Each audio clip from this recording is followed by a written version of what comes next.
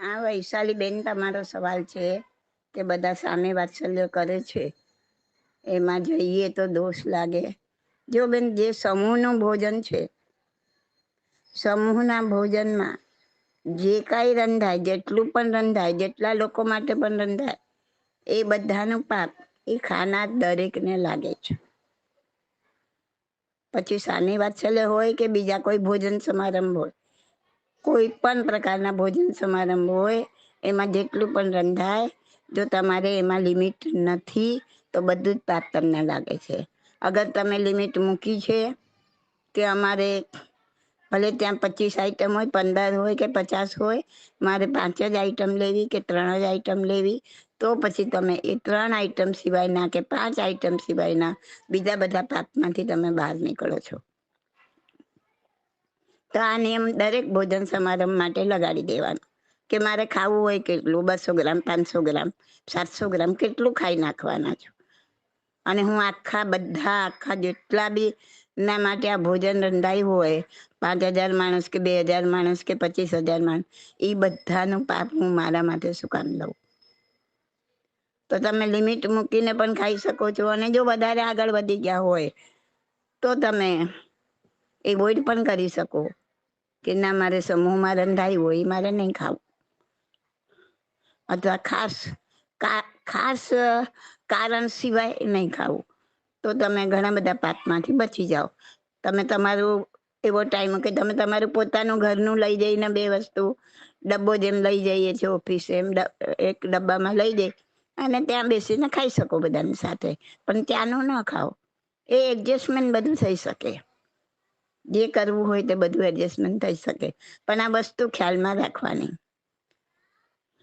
હવે સંઘ સામે વાત્સલ્ય કરવાના કારણ ઘણા હોય છે. એનાથી આખો સમૂહ એકઠો થાય છે. સમૂહ એકઠો થાય તો સંઘના ઘણા કાર્ય થાય છે. બીજું,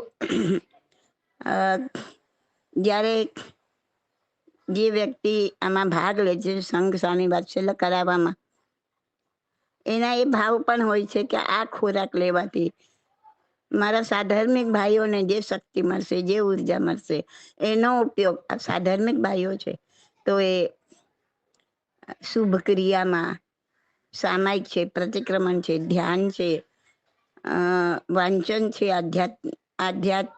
આધ્યાત્મિક યોગ છે, એ બધામાં એનો ઉપયોગ થશે.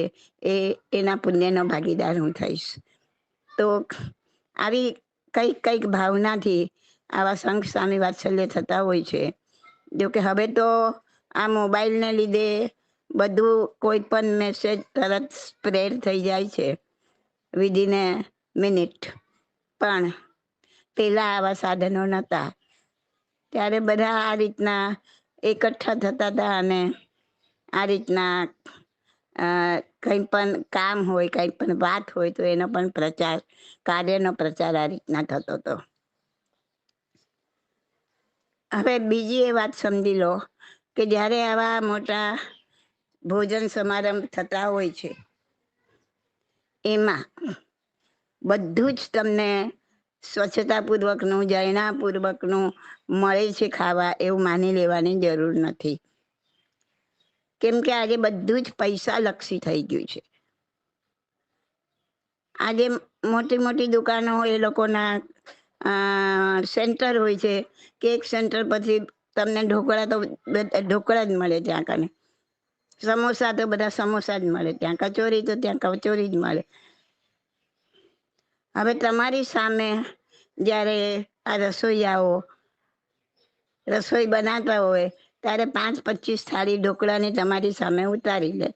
તમને એમ થાય કે બધું અહીંયા જ બન્યું છે આપણી આંખ સામે, પણ વધારાનું જેટલું પણ જરૂર હોય એ આવી દુકાનોમાં ઓર્ડરો આપી દેવાતા હોય.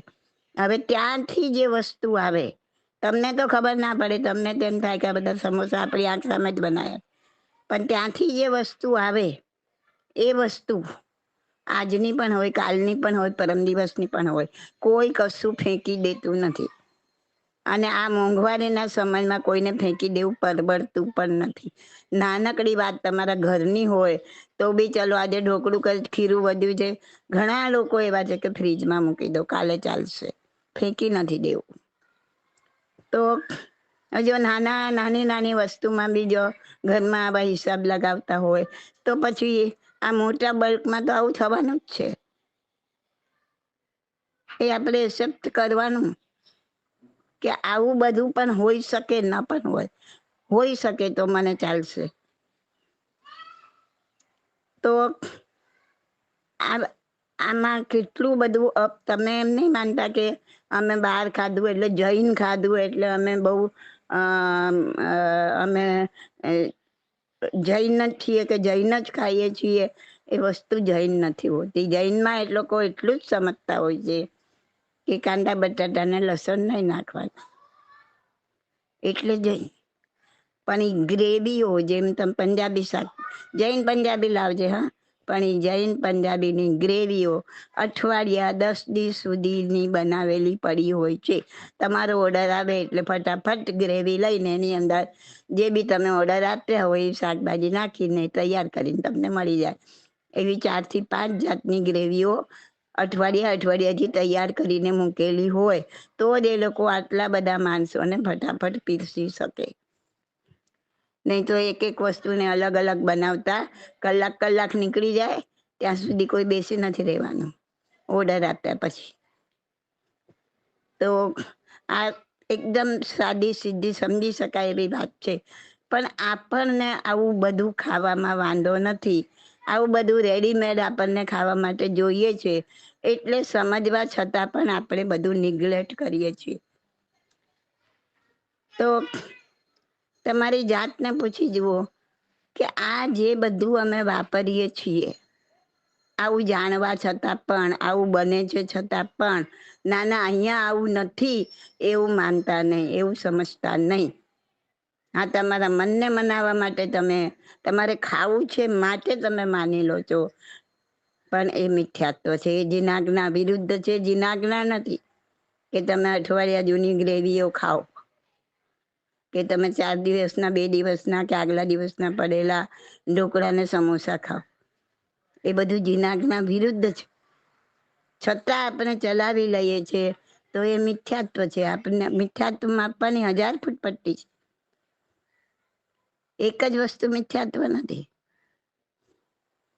તો એ સમજીને ચાલો કે આ બધું આવું જ હોય છે.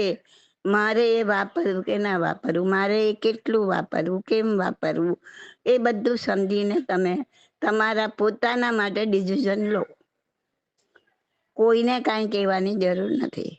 પણ તમે પોતે સમજી જાઓ કે મારે મારા આત્મા માટે શું કરવું, મારે આમાંથી બચવા માટે શું કરવું.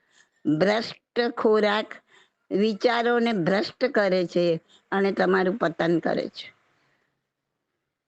આ બધી જ વસ્તુ કનેક્ટેડ છે એકબીજા સાથે. જેવું આહાર એવું મન, જેવું અન્ન એવું મન. તો આ બધું સમજીને વિચારીને તમારે પગલું લેવું. Okay, this audio is by Subodhi Masaliya.